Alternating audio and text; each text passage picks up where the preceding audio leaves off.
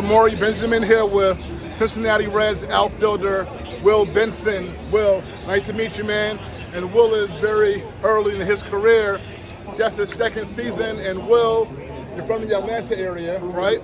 So you're a very tall guy, I know that. So coming up, how did you get into baseball? Well, my parents always stressed me to be a multi-sport athlete, so that's kind of how it was. It was time for baseball season to come around, and I remember my coach taking me to that tryout that kind of started it off. Cool. So you played all the sports. All right. So now, who do you say is your biggest influence towards playing baseball? Your father?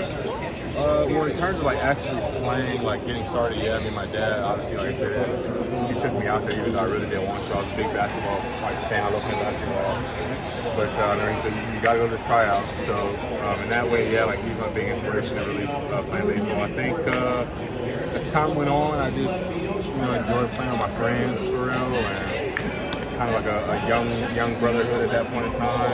And next thing you know, I'm playing more baseball than I am basketball. Those are two of the sports I play. And then as I started to get kind of good at the sport, I realized I got a cool opportunity to play at the next level, and playing in college, and kind of the rest is history after that. So coming up in Atlanta, were you a sports fan of the Hawks and the Braves? Yeah, I was. Okay. So who's some of your favorite players in the Hawks and on the Braves? Well, I know for basketball, I was a big Josh Smith fan. I love Mike Bibby at the time, too. Those are kind of my two guys.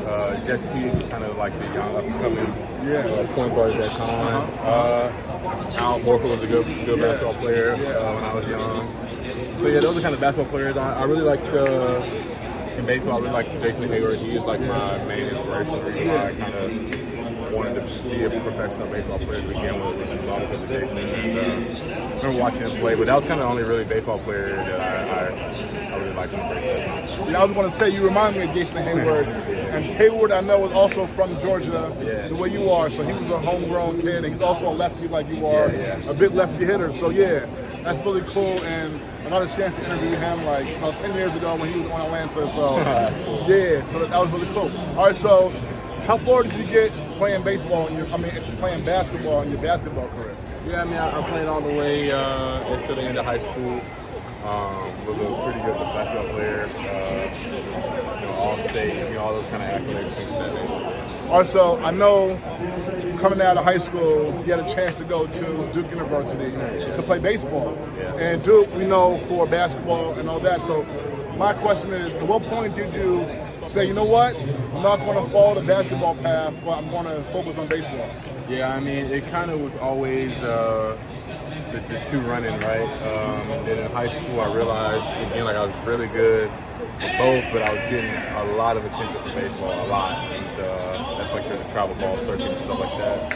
And then when I made Team USA as well, to my pleasant surprise, that's when I realized, I've got a calling here. I can really play this at a high level. And then I think ever since that, that experience with Team USA, I kind of understood, baseball probably.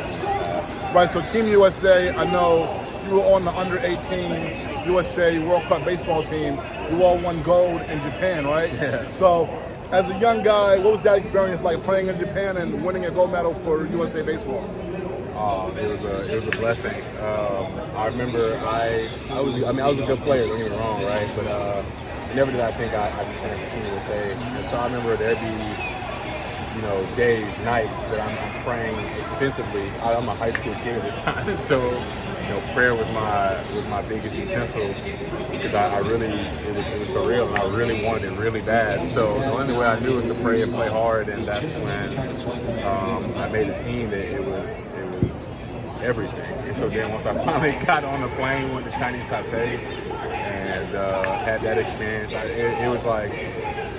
It was one thing after another. And then went to Japan, and lo and behold, right, we're playing in front of 10,000 people. My first time ever doing something like that. And it was surreal, man. And to bring you to tears, just knowing, honestly, how much I wanted it, how much I didn't even expect something that grand to happen. And then to win gold, it was crazy. Yeah. Wow, that sounds like a great experience. Yeah. I can see it when you talk about it.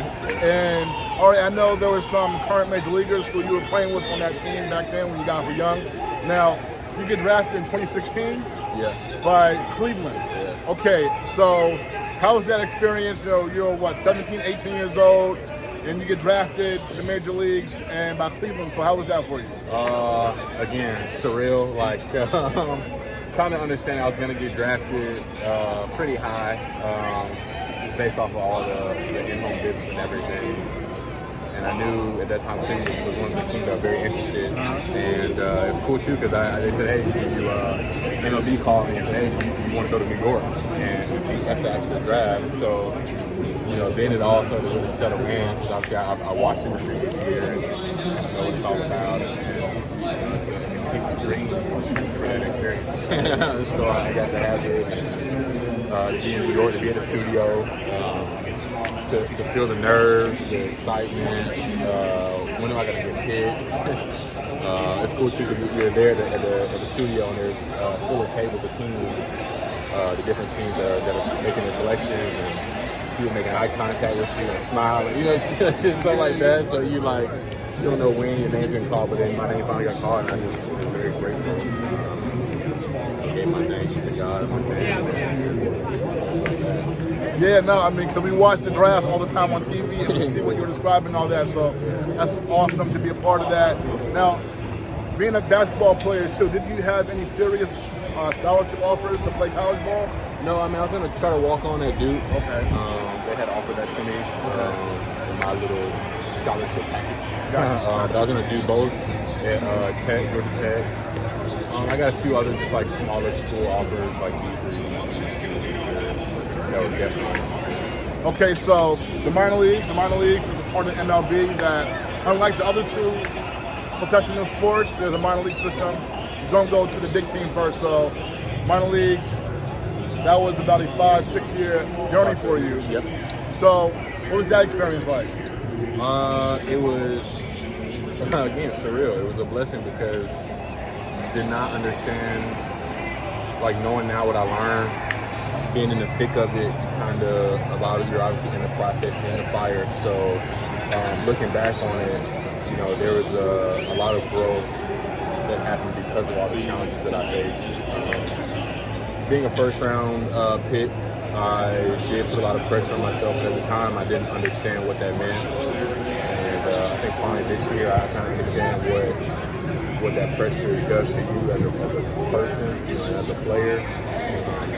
It was a very reflective moment of kind of how I started this year, where I put a lot of pressure on being good, and it didn't really happen to start out so well. But as the time went on in the minor leagues, I learned a lot about who I am as a person, who I am as a player, what it's going to really take to be good. And no one can look at my story and be like, shit was handed to him. Like, no, like everything I worked for, I was very diligent, I prayed for, and I kept a level head through everything. And I took my losses with grace, I took my success with grace, and I learned a lot, through that whole process. Nice. And 2022, a very special day, August 1st, also my birthday. Oh, that's it. Yeah. August 1st, 2022, you make your MLB debut with Cleveland Guardians rather. So that must have been special. So what do you remember about just that day? I remember, I had my family come to town. My girlfriend at the time was there, and I remember I got an opportunity to pinch hit. Milwaukee's on the playing loud, blasting. I grounded out, but that's okay. And I just scored the winning run that game. To win the game, so that was dope. I just remember hugging my mom and dad, just that surreal feeling of having that in my girl as well, because she would get through kind of the whole money grind as well. So just feeling that love and that support, and again, like scoring that winning run, just kind of like a little here you go, you're welcome. Yeah, and you mentioned your walk-up song now. You see I'm wearing a Hip Hop 50 hat, and there was a big Hip Hop 50 concert here in New York, really, last month, big celebration. What is your walk-up song? It's Blowing Money Fast by Rick Ross. Okay. Yeah. Nice, man, nice. Okay, so now, real quick, who were some of your favorite artists in hip hop? In hip hop, well, obviously the greatest rapper in my opinion is Will Wayne. His punchlines, his bars, his creativity, I do believe is unmatched. I think a lot of the rap game right now is kind of reflecting around what he is. I'm a big fan of Kendrick. Big fan of obviously Drake. Drake kind of does it all.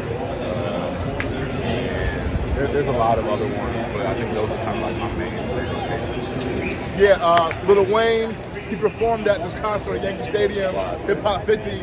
My first time seeing him live, yo, he was amazing. Like, he's very talented. Yeah, he's very talented. Yeah. Very talented. All right, so in the off season, you were traded here to Cincinnati. Yeah. So to the other Ohio team. So how was it for you just first time in your career being traded? Yeah, it was an interesting feeling. Again, something you can't really prepare for, nor can you. Yeah, you just can't prepare for anything like that. I kind of knew that I was going to be fighting for an opportunity in Cleveland to get a spot, on their opening day roster. And then when I got traded, it was like, oh man, like what am I walking into? And I really didn't know, but I understood that. Speaking from the GM, he said, hey, you're going to have a true opportunity to play, just about every day for the Reds. I spoke to him. And you want to take him on his word, but you don't know until you really get there and you see it for yourself. So I'm very thankful for my family because again, that's my center point. That's what I'm rooted on. And through it all, they supported me and kept my head level on the same goal, which is, hey, I want to make this opening day roster and try to do everything playing the Patriots. So once I kind of settled in, it started to become really smooth. A lot of good people, the Reds, kind of very similar. Just fun to show up to the ballpark every day with the people that are there. And your first Major League home run came this year. I believe it was a walk-off against the Dodgers? Yes, you're correct. Okay, so that must have been amazing. What do you remember about that first career home run? Yeah, I mean, I just remember kind of me knowing I was going to do something cool, like kind of before that inning. And thankfully, I did do something very cool when I got the bat. It was surreal too because again, like the emotion that was flowing through my body, and the rush, just the rush of everything that kind of just balled up inside. And you kind of look back to your teammates, they're in the nuts. Obviously, I went crazy. So it was a major celebration, and for me, it was kind of a moment that was still, a moment in time that I'll never forget. Okay, two more for you real quick.